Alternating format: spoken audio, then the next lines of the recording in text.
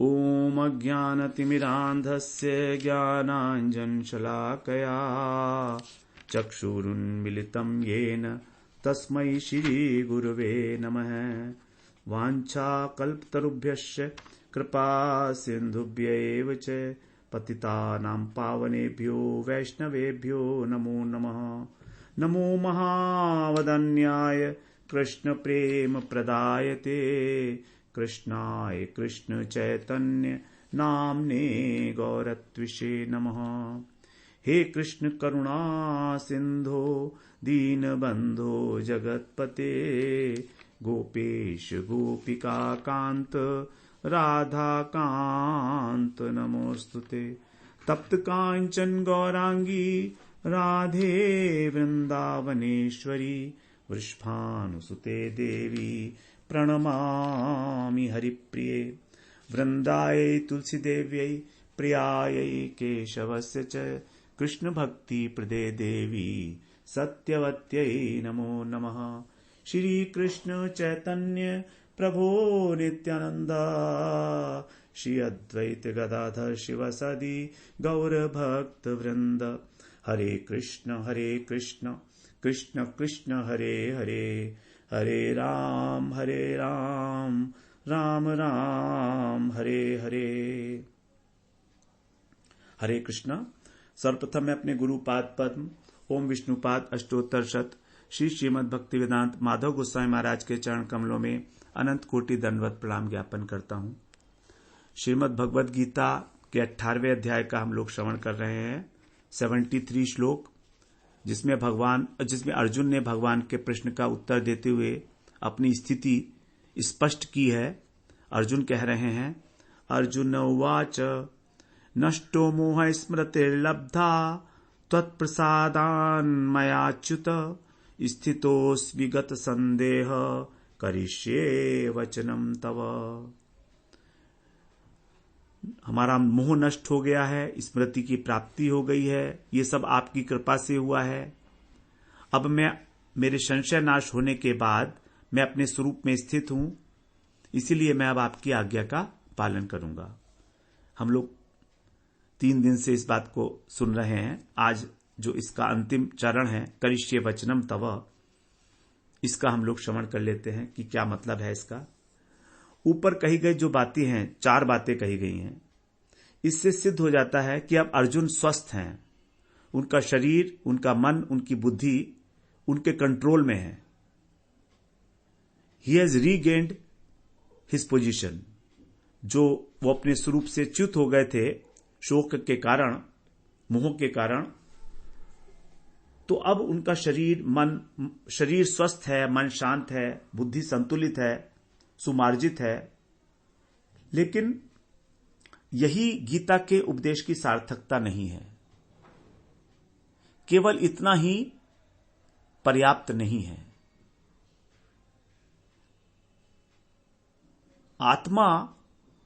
आत्म स्वरूप में स्थित हो जाना एक बात है। ये ज्ञानियों के लिए तो इतना सफिशिएंट हो सकता है कि वो अपने स्वरूप में स्थित हो गए और उस ब्रह्मानंद का, उस आत्मानंद का अनुभव कर रहे हैं। लेकिन भक्तों के लिए यह चीज पर्याप्त नहीं है, क्योंकि इसमें कोई आनंद तो है नहीं। जो स्वरूपानंद है, जो आत्मा का आनंद है, उस आत्मा में कहा जाता है कि आत्मा में रमण करेंगे तो एकाकी रमण तो होता नहीं है।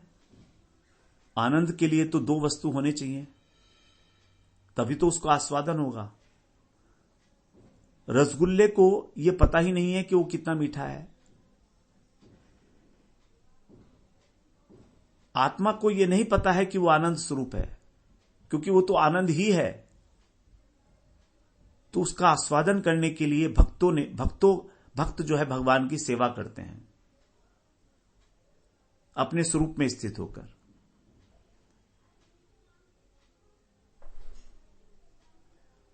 तो इसमें तो मन, बुद्धि और शरीर के नियंत्रण होने से क्या हुआ? बुद्धि के नियंत्रण में हो गया मन, मन के नियंत्रण में हो गई इच्छा, मन इच्छा करता है। अब बुद्धि शुद्ध हो गई तो इच्छा भी जो है अपने कल्याण के लिए हो गई। अर्थात अब मन संसार की वस्तुओं की कामना नहीं करेगा क्योंकि शुद्ध हो गया है।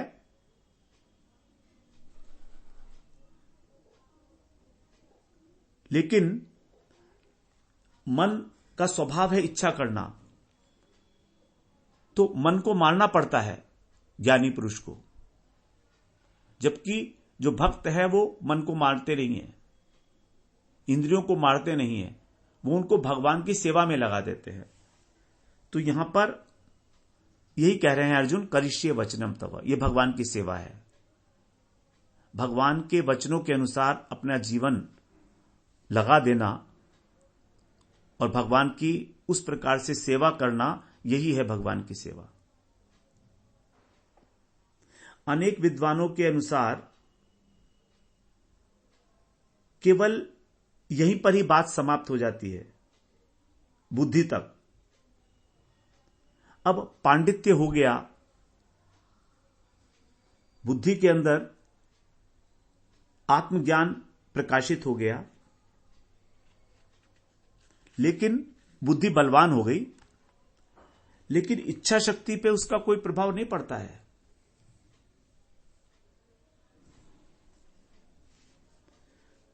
इसीलिए ऐसा देखा जाता है कि जो ज्ञानी पुरुष है, केवल ज्ञानी है, जिसको भगवान से अनुराग नहीं है, उसकी इंद्रियां उसको पतन के मार्ग पर ले जाती हैं। ये हम अपने समाज में ही देख सकते हैं, सब जानते ही हैं आप लोग। निषिद्ध आचरण भी करते देखे जाते हैं ज्ञानी लोग, जो केवल ज्ञानी हैं, क्योंकि उनका भगवान से तो प्रेम है नहीं, तो सेवा किसकी करेंगे। देखिए, बुद्धि ने मन को कंट्रोल कर लिया, तो मन को कंट्रोल करने के लिए मन का जो स्वभाव है इच्छा करना, उसको बुद्धि कुछ नहीं कर सकती। इच्छा तो करेगी ही वो। आत्मा का धर्म है इच्छा शक्ति, क्रिया शक्ति और अनुभव शक्ति। आत्मा को आत्मा की तीन शक्तियों से अलग नहीं किया जा सकता। तो मन जो चेतना भास है, उसके अंदर ये इच्छा शक्ति तो रहेगी ही रहेगी।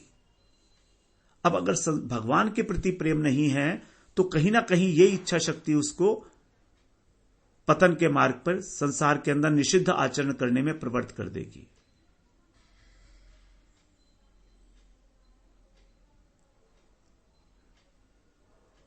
तो जब बुद्धि के साथ साथ, बुद्धि बलवती होने के साथ साथ, एकनिष्ठ होने के साथ साथ हमारी इच्छा की दिशा परिवर्तन हो जाए, तभी वास्तव में इस शिक्षा की पूर्णता होगी, इस उपदेश की पूर्णता होगी।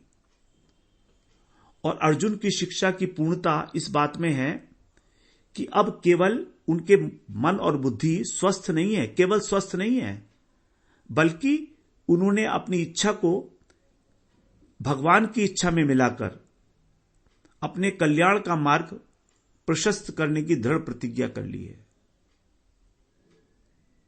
अब वो कृष्ण का ही अनुशीलन करेंगे। करिष्ये वचनम तव, यही है कृष्ण का अनुशीलन। मैं किस रास्ते पे चलूंगा, ये मैंने निश्चित कर लिया है। आपका निर्देश मेरे लिए परम आश्रय है, परम अवलंबन है, मेरा एकमात्र सहारा है। जैसा आपने कहा ठीक वैसा ही करूंगा। अब मेरा कोई कर्म नहीं है शेष, मुझे कुछ नहीं करना है। अब सारे कर्म अपनी इच्छा से आप मेरे माध्यम से कराएंगे। मैं एक माध्यम हूं। अब आप इस यंत्र को जैसे चलाना चाहते हैं चला लीजिए। जो आपने मुझे पहले आज्ञा दी थी, निमित्त मात्रम भव सव्यसाचिन, उस बात को अब मैं अपने जीवन में, आचरण में चरितार्थ करना चाहता हूं। अब मैं केवल निमित्त मात्र हूं, करने वाले आप हो। जैसे कठपुतली होती है, कठपुतली कुछ नहीं करती है, जो सूत्रधार है वही कठपुतली को नचाता है। यंत्रारूढ़ानी मायाया, तो यहां पर अब मायाया नहीं, अब आप नचाओगे मुझको। अब मैं माया के कंट्रोल में तो रहा नहीं, क्योंकि अब तो मैंने आपकी शरण ले ली है। मामे भी ये प्रपद्यन्ते माया में ताम तरंती थे। तो यही एक सत्य अब अवशिष्ट रहेगा कि मैं आपका हूं, बस इतना और आगे नहीं। करिष्ये वचनम तव, आपके वचन का पालन करूंगा, इसका तात्पर्य है कि अब मुझे युद्ध करने या न करने से कोई किंचित मात्र भी प्रयोजन नहीं है। आपकी जैसी आज्ञा होगी, आपके जैसे वचन हैं, वही मैं करूंगा, क्योंकि मैं तो अब आपकी आज्ञा का पालन कर रहा हूं। और आपने कहा था कि जो आपके भक्त हैं वो जो भी क्रिया करते हैं इस संसार में आपकी आज्ञा अनुसार, वो क्रिया भी लोक संग्रह के लिए होती है, लोक शिक्षा के लिए। तो आप जैसा भी ठीक समझो, ये मैं कर्तव्य कर्म समझ के नहीं करूंगा, आप जो कुछ भी करूंगा, बल्कि आपकी आज्ञा समझ कर करूंगा। यहां पर थोड़ा अंतर आ गया, देखिए इस बात में। अब अर्जुन का आग्रह नहीं है कि वो कर्तव्य कर्म का पालन करें। भगवान ने पहले कहा था उनसे कि तुम कर्तव्य कर्म का पालन करो अपने, तुमको स्वर्ग की प्राप्ति होगी। अर्जुन स्वर्ग में कहां इंटरेस्टेड हैं? उन्होंने कह दिया, पहले बोल दिया था कि मुझे स्वर्ग चाहिए ही नहीं। तो अब अर्जुन कर्तव्य कर्म करेंगे, लेकिन कर्तव्य कर्म करने के लिए नहीं, भगवान की आज्ञा पालन करने के लिए अपना कर्तव्य निभाएंगे। भगवान उनसे कुछ और करने के लिए कहेंगे तो वो करेंगे वो। तो भगवान आज्ञा में ही, भगवान की आज्ञा जब होगी तभी हमारा कर्म सेवा होता है। अन्यथा जब हम अपने आप से करते हैं कोई भी कार्य तो वो कर्म है। तो अर्जुन को यहां पर एक स्पष्ट बोध हो गया है आज कि उनको एक बहुत बड़ी आध्यात्मिक संपदा प्राप्त हो गई है। उनकी संशयहीन बुद्धि, अब संशय नहीं है ना उसमें, तो उनकी जो बिल्कुल शुद्ध बुद्धि हो गई है, उसके अंदर एक भगवान की सेवा करने की प्रवृत्ति जागृत हो रही है, भगवत सेवोन्मुखी प्रवृत्ति।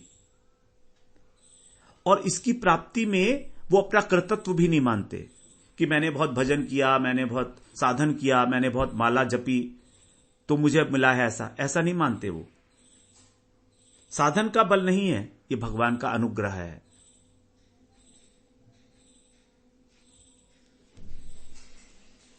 अनुग्रह भगवान का, कृपा भगवान की। तो पहले अर्जुन को अपने बंधु बांधवों का स्मरण करके मोह हो रहा था। मोह के कारण भगवान ने बताया था कि स्मृति भ्रष्ट हो जाती है, और स्मृति भ्रष्ट होने से बुद्धि का नाश हो जाता है। दूसरे अध्याय में कहा था भगवान ने, सम्मोहात स्मृति विभ्रम, सम्मोहात स्मृति विभ्रम, स्मृति भ्रंशात बुद्धिनाशो, बुद्धिनाशात प्रणश्यति। 63वें श्लोक में बोला था कि मोह के कारण स्मृति विभ्रम हो जाता है, स्मृति भ्रष्ट होने पर बुद्धिनाश, और बुद्धिनाश पर सर्वनाश, पतन। दूसरे अध्याय में भगवान ने कहा था ये बात। अब अर्जुन उसी प्रक्रिया को याद कर रहे हैं और कह रहे हैं कि देखो, आपने मुझे जो कहा था तो वो ठीक थी, मेरी मोह के कारण स्मृति भ्रष्ट हो गई थी, और अब मोह नष्ट होने से मुझे वो स्मृति मिल गई है। अब जरा सीक्वेंस देखिए ना बात का। भगवान ने पहले कहा था मोह से स्मृति नष्ट होगी, मोह से स्मृति नष्ट होगी। तो यहां पर कह रहे हैं अर्जुन, अब मेरा मोह नष्ट हो गया तो मुझे स्मृति की प्राप्ति हो गई। बिल्कुल उसी बात को, वही सीक्वेंस है। स्मृति की प्राप्ति तभी होगी जब मोह नाश होगा, क्योंकि मोह के कारण ही स्मृति लुप्त हो जाती है, और स्मृति भ्रष्ट होने पर बुद्धि का नाश हो जाता है। इसके उत्तर में कह रहे हैं कि गत संदेह, जब मुझे स्मृति की प्राप्ति हो गई तो मेरे संदेह भी चले गए वापस, मतलब मैं बुद्धि को भी स्थिर बुद्धि हो गया हूं। तो स्थिर स्मृति के नष्ट होने से बुद्धि नष्ट हो जाती है, और स्मृति के मिलने से बुद्धि स्थिर हो जाती है। मेरा संदेह चला गया, मेरी बुद्धि ठीक हो गई। और पहले आपने कहा था कि बुद्धि नाश होने से पतन हो जाता है, प्रणश्यति, उसके उत्तर में कह रहे हैं कि अब मैं अपनी स्वाभाविक स्थिति में आ गया हूं, अब मेरा पतन नहीं हो रहा है। पतन होने वाला था, आपने मुझे बचा लिया। स्थितो अस्मि, अब मैं स्थित हो गया हूं। तो सीक्वेंस ऐसे बनेगा, पहले मोह नष्ट हुआ, मोह नष्ट होने से स्मृति की प्राप्ति हुई, स्मृति की प्राप्ति होने से बुद्धि स्थिर हो गई, बुद्धि स्थिर होने पर उनकी स्थिति अपने स्वरूप में हुई। ये सीक्वेंस वहां पर दूसरे अध्याय में बिल्कुल इसका उल्टा सीक्वेंस भगवान ने बताया था। मोह होने से स्मृति नाश होगी, स्मृति नाश से बुद्धि नाश होगा, और बुद्धि नाश से तुम्हारा पतन हो जाएगा अपनी स्थिति से। वही बात अर्जुन यहां पर कह रहे हैं इस श्लोक के माध्यम से। जो 63वां श्लोक था वहां पर, उसी का सीक्वेंस वही है। जैसे जैसे पतन होता है वैसे वैसे ही हमारा उत्थान होता है। उसी क्रिया का, उसी प्रक्रिया का अवलंबन लेते हुए उल्टी तरफ से। यह बड़ा साइंटिफिक है सब कुछ भगवत गीता में। Everything is very very scientifically put up over here. तो अर्जुन के इस प्रकार बताने का तात्पर्य यही है कि मैंने बहुत ध्यान से भगवत गीता का श्रवण किया है। आप कभी समझो कि मैं बीच में सो गया था या मुझे आलस आ गया था, ऐसा नहीं है। दूसरे अध्याय की बात मुझे अभी तक याद है। जिस प्रक्रिया से आपने पतन होना बताया था, उसी प्रक्रिया से अब मैंने कृपावश अपनी स्वाभाविक स्थिति को प्राप्त कर लिया है। ये अर्जुन जागरूक श्रोता है। भागवत में बड़ा सुंदर बताया, भागवत में स्कंद पुराण में बताया है। हमारे लिए ये विषय जानना आवश्यक है, इसलिए थोड़ी सी इसकी चर्चा करने का इच्छा है।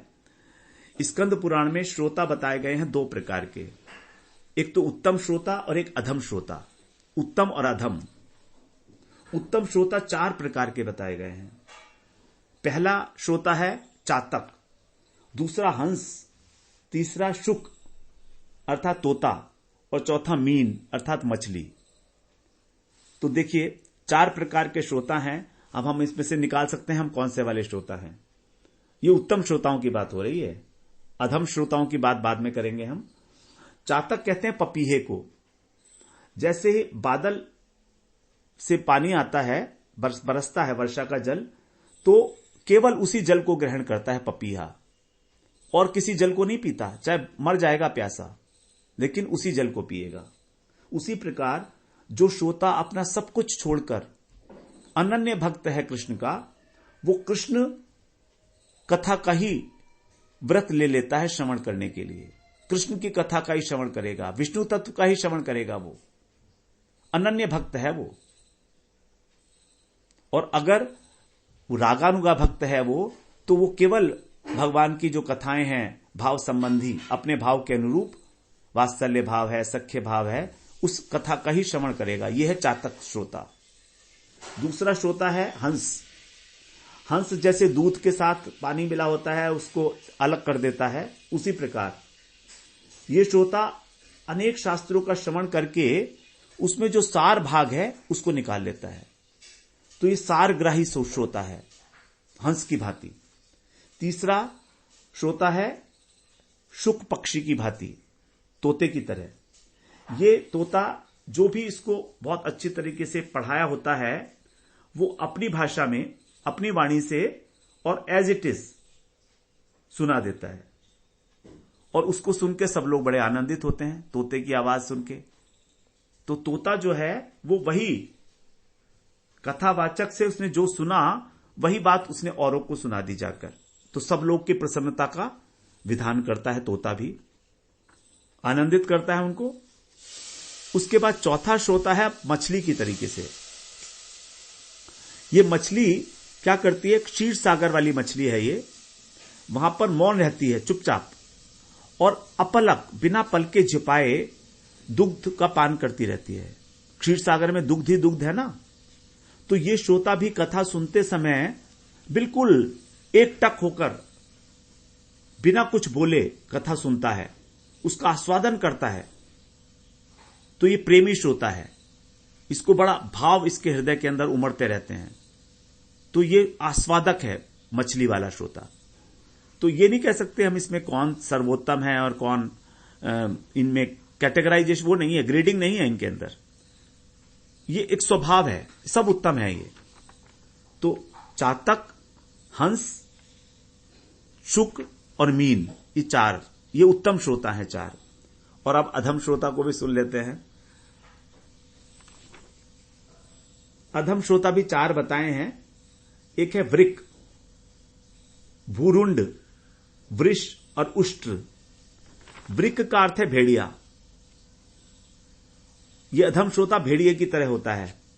जैसे भेड़िया होता है तो जंगल के अंदर जो हिरन होते हैं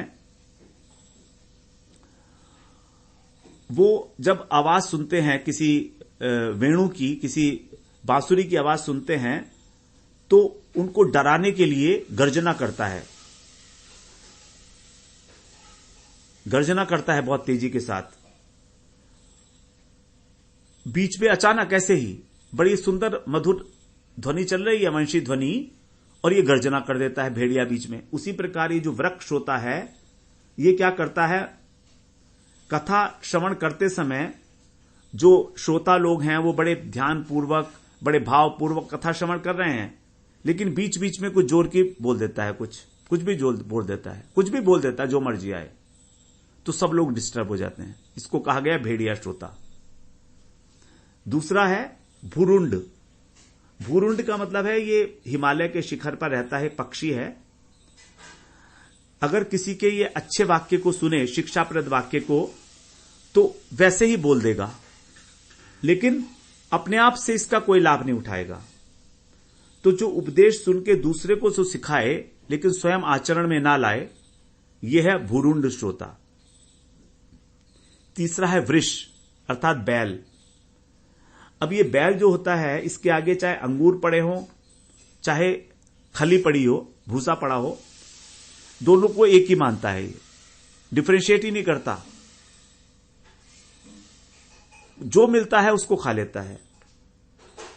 इसको सार और असार, इसके अंदर डिफरेंशिएशन करना नहीं आता है, इसकी बुद्धि बिल्कुल असमर्थ है इसके लिए। तो हंस जो है वो सार असार को पृथक कर लेता है, ये उसके विपरीत है बैल, इसको जो दिया जाए वो खा लेता है। तो ऐसे श्रोता जहां पर जो भी कथा हो रही है वहां पर जाके बैठ जाते हैं, बस कथा में बैठना है इनको, और कोई इससे मतलब नहीं है कि क्या कथा चल रही है क्या नहीं चल रही है। ऐसे भी श्रोता होते हैं, कुछ भी हो वही बैठे रहेंगे। कोई पूछेगा उनसे क्या मिला आपको वहां पर जाके, बोला ठीक है कथा सुनी बस, और क्या, इतना बहुत है। ये वृक्ष की तरह से है। चौथा है ऊंट की तरीके से। ये ऊंट वाला जो श्रोता है ये आम को नहीं खाता बल्कि नीम की पत्ती खाता है। उसी प्रकार ये श्रोता जो होते हैं मधुर कथा को छोड़ देते हैं और संसार की बातों में लगे रहते हैं, इनको कहा गया ऊंट। तो ये चार प्रकार के श्रोता बताए हैं। इसके अतिरिक्त और भी है, भ्रमर, गधा, अनेक इस प्रकार के भेद पशुओं के नाम से, पक्षियों के नाम से बताए गए हैं। तो चार प्रकार के श्रोता है जो अधम श्रोता है, जो भेड़िए की तरह है, भूरुंड की तरह, बैल की तरह और ऊंट की तरह। और चार जो उत्तम श्रोता हैं वो है चातक, पक्षी की चातक की तरह, हंस और तोते की तरह और मछली की तरह। ये चार उत्तम श्रोता हैं। तो ये एक थोड़ा सा प्रसंग था, क्योंकि अर्जुन इस बात को कहना चाह रहे हैं कि मैं बहुत जागरूक श्रोता हूं, सारग्राही हूं, हंस की तरीके से, चातक की तरीके से हैं अर्जुन। तो उसी के विषय में हम लोगों ने ये बात की। इस प्रकार जो गीता का ये शरणागति तत्व था, इस श्लोक के साथ ये पूर्ण हो जाता है। जिस उद्देश्य से गीता सुनाई गई वो उद्देश्य यहां पर पूरा हो गया। केवल अर्जुन की बात ही नहीं है, ये सबके हमारे जीवन की सच्चाई है कि इसी एक श्लोक से हमको जो जीवन का तत्व है उसकी अनुभूति हो सकती है, अनुभव की जा सकती है। वो कैसे कि सांसारिक मोह जो है वही हमको भगवत विस्मृति कराता है, हमको अनेक प्रकार के अनिष्ट, दुविधा, अहंकार, अस्थिरता इसमें रखता है, जिससे हम जीवन का जो वास्तविक महत्व है, मनुष्य जीवन का जो उद्देश्य है, उससे वंचित रह जाते हैं, अनभिज्ञ रह जाते हैं। हम जान ही नहीं पाते हमारे जीवन का उद्देश्य क्या है। खाना पीना सोना, बस यही सोचते हैं जीवन का उद्देश्य। ऐसा तो नहीं हो सकता ना, इतना तुच्छ तो नहीं हो सकता ये मनुष्य जीवन का उद्देश्य। तो जब गुरु कृपा से हमारा ये मोह समाप्त हो जाता है, तब हमारी स्थिति जो है ठीक होने लगती है। जीवन में स्वाभाविक रूप से हमें कृष्ण कृपा का अनुभव होने लगता है। ये प्रश्न भगवान अर्जुन से नहीं, हमसे कर रहे हैं कि हमें अपना निरीक्षण करना चाहिए कि हम कहां हैं। क्या हम अर्जुन की तरह उत्तर देने की स्थिति में हैं आज? क्या हम बता सकते हैं भगवान को कि हमारी क्या स्थिति है? क्या हमारा नष्ट हुआ है मोह? क्या हमने एकाग्रता से गीता का श्रवण किया है? यदि हमारा उत्तर अर्जुन के उत्तर से थोड़ा बहुत में मिलता जुलता है, 5% मैं कह रहा हूं, 5% ओनली, ज्यादा नहीं, तो भी हम समझेंगे कि भगवान की कृपा है हमारे ऊपर, भगवत गीता की कृपा है हमारे ऊपर।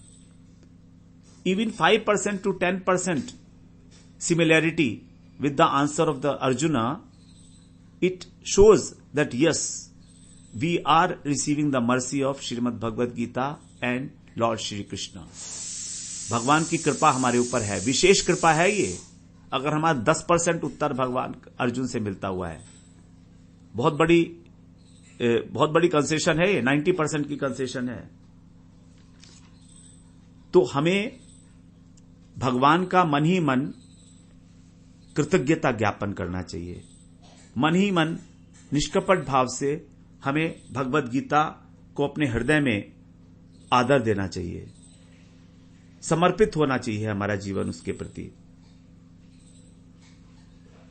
लेकिन हमारा निरीक्षण जो है, निरीक्षण